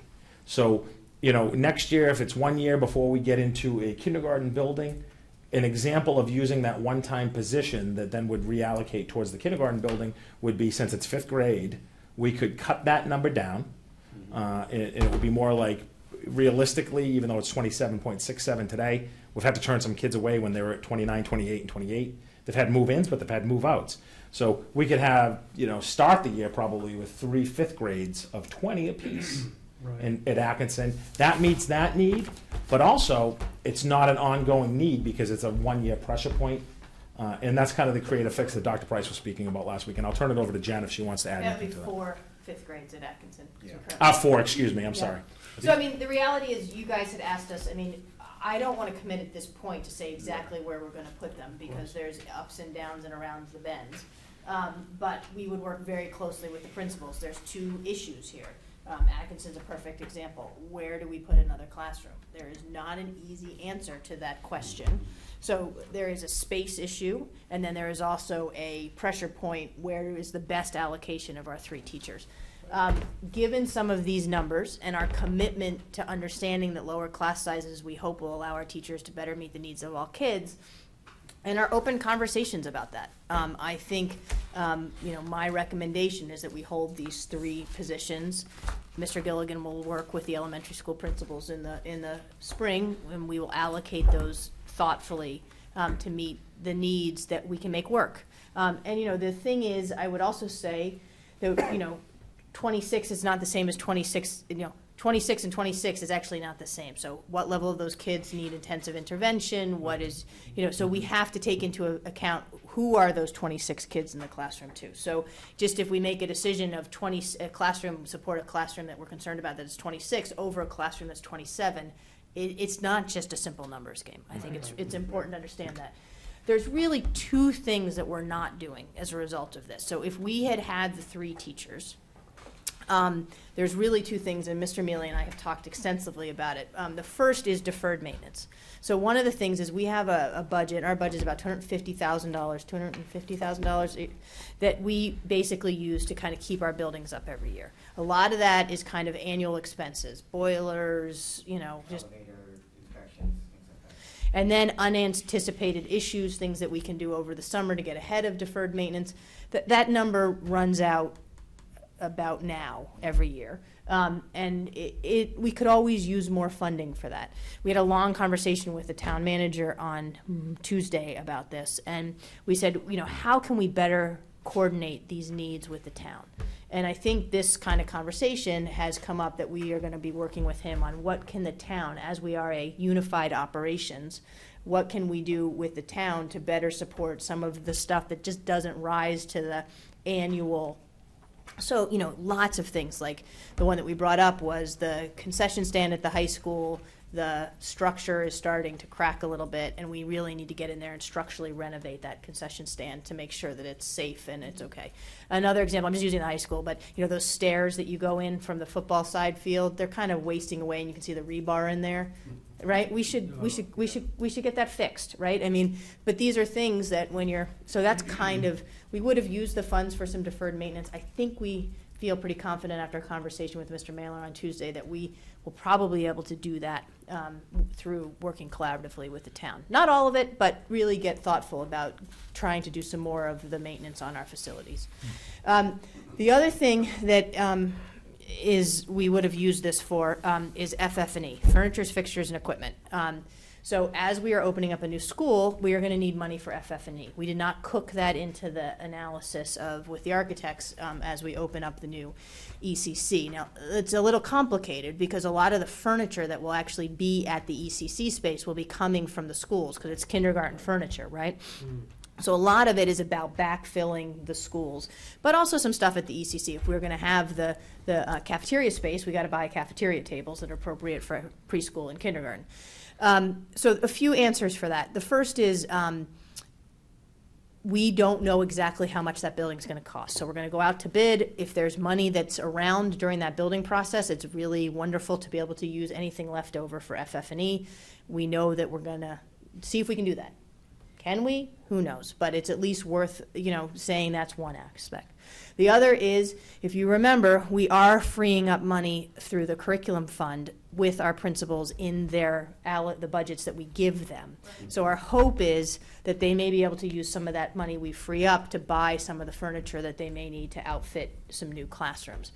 And then the last thing is, we're not really going to be outfitting those classrooms until a summer from now. So if in next year's budget cycle we find that we are not able to do it through these alternative funds, you might see a proposal in next year's FY19 budget for some FF&E money to address that. Do we hold the money now and then not have to do that in FY19? I think given these class sizes, it's hard to make that argument when we have opportunities for 2 other ways to maybe handle FF&E. Am I confident we're going to be able to handle FF&E completely through the building project or the principal's allocation? No. I would be lying if I said I was, but at the same time, it's competing needs. Are those eligible as capital expense or furniture and stuff? Can you put that in the CIP? Well, 50,000 is a threshold, but as you know, with our capital plan, that amount would have had to have been accounted for already. So, and the reality is, we are impacting the CIP quite extensively with our buildings. So, but I don't have a full solution for FF&E yet. If I recall, part of last year's intention to defer the FTE or the new teacher was to backfill aging and other FF&E needs across the district, which we did not do. We did not do because we opened, thank goodness, yes, that other additional class at Thompson. Oh. Yeah, because we needed to teach students. Yeah. So I mean, it's. So I would propose to you, it's not just a new building we need to look at, and I Correct. think you've got your eye on that, and it may be 50 grand by the time we close our shutter. One thing, though, that the sort of an issue that seems to be raised by this this particular table is the fact that we might have continuing challenges, even given everything we're already doing at our smallest schools, because it's hard when you have 2 of each class size at Kittredge or Thompson to do a lot. I mean, you don't have a lot of flexibility. Yeah, although to be very specific, if you think about that, Thompson has more space than just 2. I mean, Thompson has some space, and we will be freeing up 3 kindergartens in FY19. We do have a plan to add potentially, as part of the, what you guys voted, to add 4 additional spaces at Kittredge to get up to 3 per grade. Right. So, although it's not immediate, those are things we definitely are taking into account. Right. Are these today's numbers? Or beginning of year numbers? No. These are live as of 1/4. So these are, so we always, when you say today's numbers, because we've had another 5, so it's. We had, is the last meeting, we had 5 registrations, I think I mentioned that day. Yeah. This week, we picked up 3 homeless families. We had a residency issue where someone had to move out. I mean, it's constant, ongoing, back, forth. It's always changing. You presented a lot of slides tonight. Can we just get those emailed to us? Yes, later they're on? actually attached to the budget, and we will They're have them linked sent to now. you. Thank you. Mhm. Thank you. Yep. Any further questions? Anyone? In general about the budget or about this? Just about this right now. Well, boom. Thank you. I'm right up to Yes, you. sir. Nice segue. Nice. And Ms. Mably. Mr. Gillen, can I just ask about the math coach idea? Yeah. So we have 2 reading coaches that we love, and it's great. And we're putting in 1 math coach for this year. Do you see that as hopefully someday being 2? Or do you think 1 can do it? Does it need to be 6? I mean, Yeah. So, look, the reality is we've been working really hard on mapping all the standards and teaching to those standards. We need a new math resource because the other one's 10 years old, and we're going to need an expert in a content area to help assist with this. Would I say 2? I mean, not. No, he would not. Not I know not this year, but that's because we're talking about adding. the price. No, I wouldn't say 2 at this year. What I'd say is, look. I know we want 1, but I mean, 1 is a step toward. 1 is a step towards it, and not only a step towards it. I mean, if this person's focus is mathematics, it's a little bit different, even than the reading component. Well, the reading, we actually have 1.0 coaches. Yeah. They are full-time. Right. Half of their job is coaching, half of their job That's is helpful to hear. That's what I intervention. was going to say. Yeah, Okay. we're not planning to have a math interventionist. Okay. Yeah, so there's only Okay. 1 point. That's what I was going to get to. There's 1.0 in the coaching, and I think this would be sufficient this first year. I think it's definitely would be necessary and helpful. And you said this person would be the one to really help you identify They'd and be- determine the new program. No, No. we No? have that decision. We're going to make that Already. decision. We'd like to make a spring. recommendation on that, and. But then implement it. Yes. Yes, Okay. we need an updated resource. Would there be interventionists at some point in your view of how this will go? Well, it's a good question. I mean, over the years, we've never had a math interventionist other than a full-time math interventionist Title I teacher, you know, one of the Title I schools. You know, right now, it's kind of like a reading stand. So the biggest bang for the buck is in coaching and getting the appropriate materials in the hands of the teachers and That's great. getting that triangle of coaching, and tier one intervention in the classroom and best practices. And- Maybe at some point stand down the road. Yeah, Dr. Price? well, there's also different views on whether math intervention is the right thing to do. There is not different views on whether kids who are struggling to read need to get pulled out to get additional support. But there are many different views on whether pulling kids out of a math class to get math support is the right way to go. When you're talking about kids accessing language, the research is pretty clear that they need additional supports in that way. But in math, the research is not nearly as clear as long as you have a curriculum where kids are able to access it. So math intervention is not a clearly supported approach to teaching math as reading intervention is. So it's not a simple answer.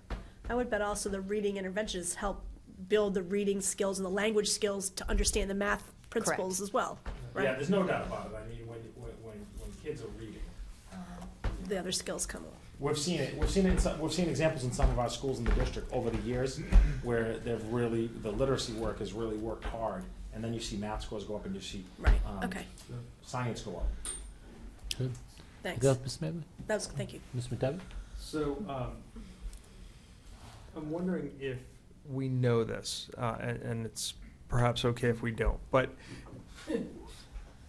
when we do the reading intervention, with the students that we're putting out of district and we're spending time and transportation on for them to go out of district for additional support, not additional support, but true support, where does reading factor into that? I'll let Donna answer, but students on. However, she can answer in 3 minutes. What I would say is students who have goals around reading on the individual education plans receive that through special education. So the students we're seeing, are receiving it because These are students not on an Not on IEP. IEPs. not on IEPs. They're not. Okay. However, the piece that I would just include in that is having the opportunity to provide these interventions early and often at this level, K1 and 2, is really outstanding in trying to avoid having students who end up on IEPs for reading issues, because they're getting those interventions now, so they're learning those strategies up front, so they potentially have the capacity then to catch up or be within, the average range of where their same age peers are.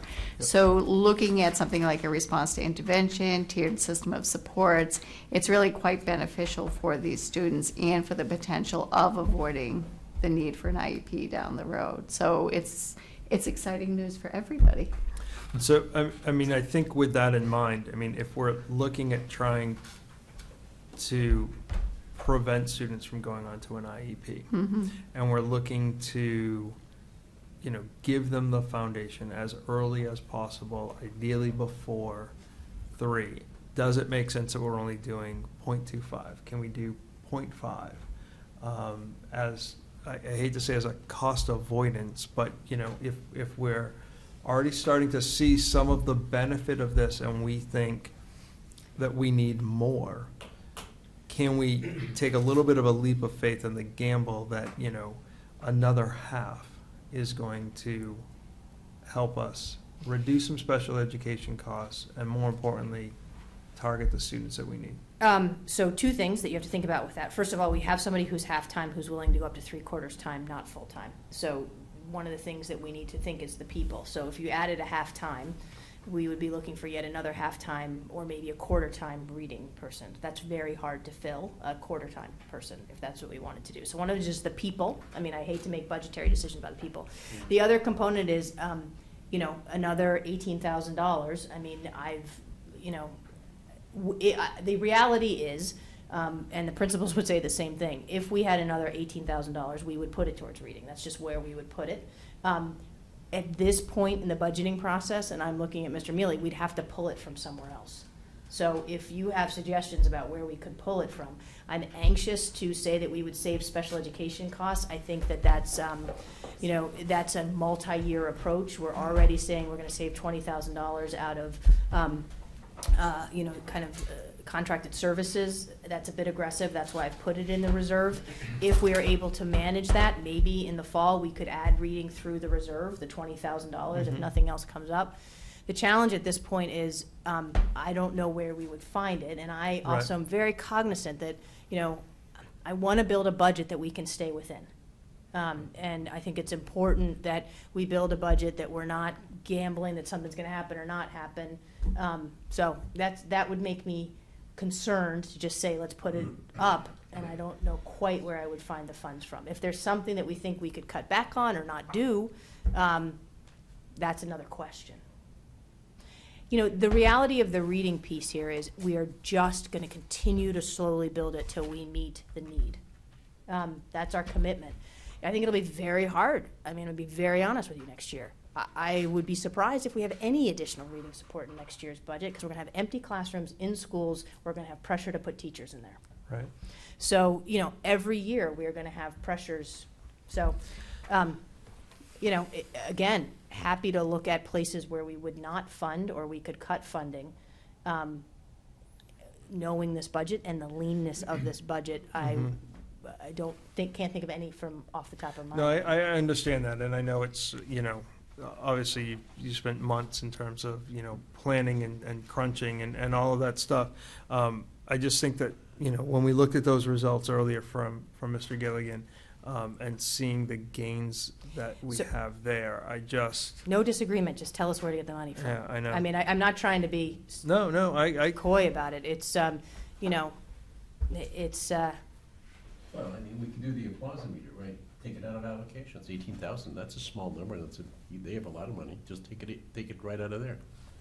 Just take it right off the principal's, bottom line. Or buy $18,000 of fewer student computers. We could do that. Versus, Right. Can I add reading one other intervention. component that just to think about in this? It's not directly tied to reading. It's just we're working really closely with special education and regular education, what we call general education, in terms of professional development. And I think similar to the coaching, that's going to pay dividends. For example, the teaching assistants, just the teaching assistants, they're going to be receiving extensive training from Lorene Marks and her folks on the writing piece coming up, and we're really working on creating this culture of one, that we're responsible for all these kids, because it can't just, the special education staff supporting the IEPs can't do it alone. It's got to be general ed and special ed working together, and we've made a really concerted effort this year to make the PD inclusive of everyone. And we've been growing on that the past few years. I don't know if that plays into it. I just wanted to say. Yeah, no, I understand. I'm just thinking. Okay, thank you. And Stan's right. I mean, you can make the decision to say, you know what, we're going to have fewer student devices, but then we're going to be right back in here saying we have more demand for student devices. I mean, Right. all of these, it's a balancing act.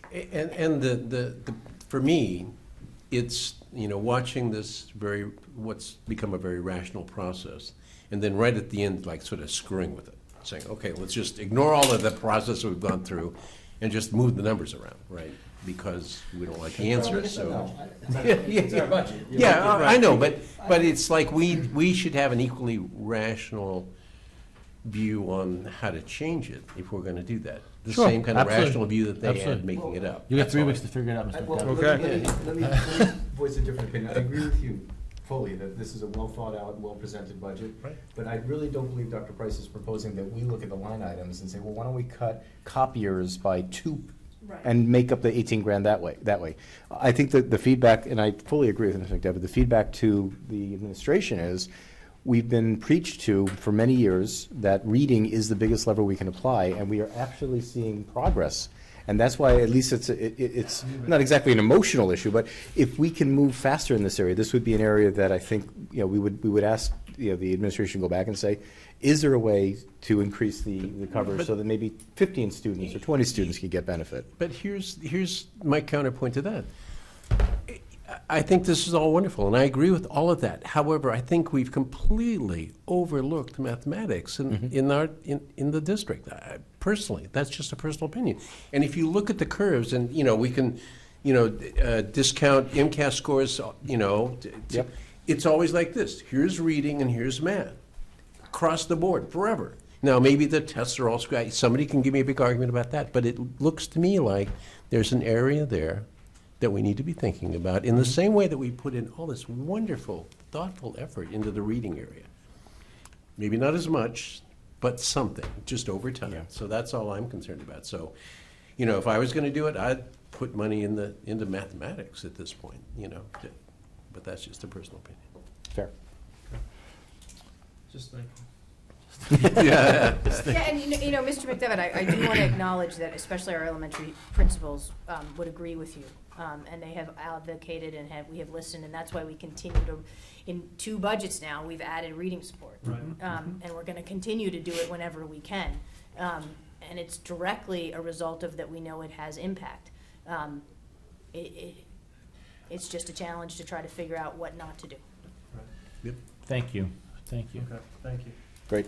Any other further questions? Good, good. All right, so Not yet. those responses were in direct response to a lot of the questions we had from last week. Obviously, we have the public hearing in 2 weeks, and we're going to vote on the budget the following week on February 2nd. So there's still, you know, more time to, if things, you know, come up, you can still ask questions or get questions to Jim and to Gilly and Donna, and filter that through Jen, obviously. And as far as the public goes, obviously, it'll be a public hearing on this on January 26th, 2 weeks from tonight. So hope to have some conversation about that as well. So there's still opportunity to weigh in on this budget. Okay. Okay. One more item on the agenda tonight is the first reading of the 2017-2018 calendar. It is the first reading. So if anyone has any really quick observations about it, I think, you know, the administration would probably like to hear that now. I'd like to just point out a few Sure, things. sure. The first is we're starting teachers again before Labor Day, students not until after Labor Day, so that's been the other thing I'd like to point out is November 7th, our thought is to replicate the full-day conferences as we did this year with election. It worked out really well. People thought it worked out well. And there's PD that's going to be happening with our neighboring districts on that day for non-core classroom teachers. Yeah, we've created a network called NPEN that we worked locally to get up and running with other districts. So it's awesome PD for PE, art, music, some other specialists. So it's election day, but it's not an election year. So there's no election here. Yeah, right. So the other thing is we are not this year. Veterans Day is 11/11, which is a Saturday, so there's actually not a Massachusetts observed federal holiday for Veterans Day because it's on a Saturday. We've looked at other districts. It's about half and half. Half are taking the 10th off, half are not. So we are proposing not, but that is a decision that you guys will need to make and you need to think about. But because it falls on a Saturday, you have a choice. So that would be tricky to have Election Day and the 10th the same week, so it's something to think about. And then the other thing that we are proposing, basically just by popular demand, is to have a half day on December 22nd. I think people felt having a full day on the 23rd this year, right before the holiday break. So that is frankly just by popular demand. We are fine within our hours. We are, it's an extra 2 hours. We can do that within our 990 and our 900, and that is just a nod to the people. So I think I meant. Three lobbyists in my house on that one. So I mean, I can admit that's a nod to the people. So I believe Mr. Gross and Mr. McDevitt aren't going to be here on the 26th, so can we have the second reading of this on February 2nd? Is that Sure. going to be okay? But yes, absolutely. And I just want you to think about those issues. Okay, And is that just fair? a technicality, the December 25th should be colored pink, I'm guessing, because that will be a day off. Yeah, no, but it's because it's a weekend. December 25th. December It's a 25th. Monday. Oh, no, actually, we're going to have school that day. I think the people might be after you What again. would Jesus do? Well, it's a federal holiday. No, well, because everything else you've had colored pink, I'm just, Yeah, no, we would like to have school on that day. I expect you to Yeah, be here, tell Miss her that. Mably. Yep. all of the PD days, or these are just ones that are committed to it? These are not the PD days, so we have not done the early release days. These are the days that would be the full release. So the 7th and as you may remember, we get four additional teacher days. So we're doing 2 in August, 1 on November 7th, and 1 on January 12th, which has been our tradition. But in terms of the early release times, we haven't put them on here yet. We usually wait for you to approve it. And once so you that then approve we're the calendar, thoughtful we about then go not- and do it. about trying to keep a flow, like you notice when there was days off this year. Right. Yeah. Yep. But your plan is to keep that process of early release like we've been doing the last 2 or 3 years? Yes, and to do it the same day. We've been really trying to be consistent, which I think families have appreciated. So, but we need to vote the kind of macro before we get Yep. to that level. Fair enough. So we'll vote on that on the 2nd. But, Can I just ask a quick question? So, and I think Mr. Gross looked at it earlier. I don't remember which is first, but Yom Kippur and Rosh Hashanah are towards the end of September, and then, of course, early October. I'm just curious in terms of feedback. So I think this is now our 3rd, if not 4th year that we would be starting to not have religious holidays observed. And I know, I'm sorry? Pursuant to our policy. Pursuant to our policy. But I know in the initial years, there was a lot of miscommunication and confusion with the teachers and some of the staff in terms of assignments and things like that. And I'm just wondering if, when we talk about that, if you can just give some feedback, reflections from 2016. Yeah, I got one complaint this year. Okay. Because if you remember, I did a lot of work, Yes. sent something Yep. out to families. I did get one complaint. There was one parent who was not happy with the fact that students could have an assessment on the second day of Yom Kippur and Rosh Hashanah. Okay. But that was our policy, so it was more of how we had done with the policy. But You didn't have to say it now, but, you know. no, but I will just say, so She's got it at its fingertips. Yom Good. Kippur, the good thing this year is Yom Kippur, people say it different, is Kippur or Kippur, is on the night of Friday the 29th, so that's good, because it'll be over the weekend, so we'll have Oh, less right. of an issue, and I don't know about Rosh Hashanah, I'm just looking I think it it's up right 10 days later, right? 10 or before or now. I'm after. just trying to look it up here. Rosh Hashanah is, 10 before? I forget which one. Rosh Hashanah is going to be the night of Okay. Wednesday the 20th, and I will just Okay. make sure that that's an early release, which was my commitment to. Okay. Thank you. Thank you. So we'll take that on February 2nd. Last item is public comment. Anyone from the audience? Anyone from the committee? Just briefly, as you announced, and I unfortunately will be in a time zone inconsistent with remote participation, so I do look forward to the summary from Ms. Agari as soon as possible, and we'll be looking at the audio and videotape as soon as that's available on CAM. The last thing that I would like to see that we didn't get to tonight related to the budget is the pie chart of the total costs, including our operations, our grants, and the other sources for the educational needs. Right. What I've always included that is when we do the revolving account approvals, we do the all-in picture, so I'll have that. And that'll be before the 2nd?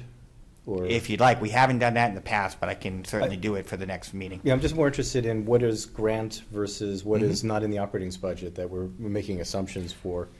You can email that to us. For last year, Yeah, right. next few- Is that Sure. possible? Mhm. You can't do next year because we don't know what the grants are. Sure. Exactly. All Great, right. thank you. Thank you. We can especially not do next year, given the federal situation. Yes, that's absolutely correct. That's why it's last year's all-in is of interest. By what do you mean? Would you like to leave this room, Mr. Tracy? I would actually like to listen. So I will not start.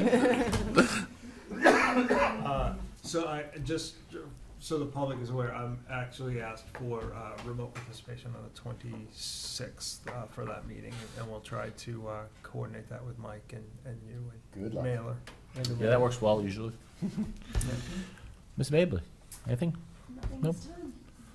Mr. Lippert? I just wanted to report to all of you that I attended the Board of Selectmen meeting on Monday, and the board was visited by our 4 legislative reps, 2 senators and 2 representatives, and they gave an update on a number of things that had happened over the last